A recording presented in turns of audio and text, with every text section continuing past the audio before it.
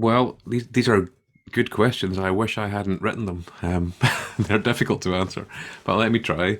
So, I think the first question actually, this book in 2013 was written at the beginning or close to the beginning of 4 years of work across many European countries. And by the end of the 4 years, we had arrived at an understanding that the research that had been conducted previously had paid inadequate attention to how people experienced supervision, and specifically to the penal character of that experience, to the fact that even when configured in ways which sought the rehabilitation and the reintegration of the subject of supervision, even then, supervision hurts people.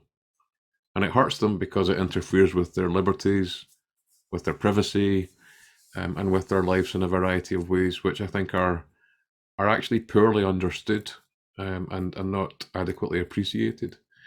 So the answer to the first question here, when is it justified? Well, it can only be justified by offending.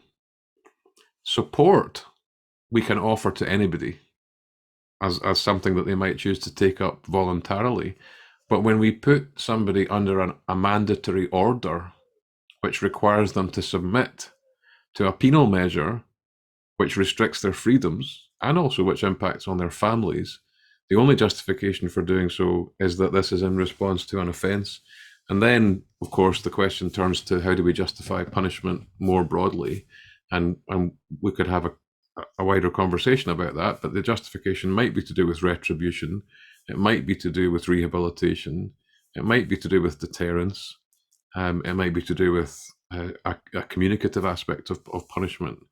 But the central point is we should not put people under mandatory supervision. We should not make them submit to an order for any reason other than the fact that they have offended, and that it's a necessary response to their offending.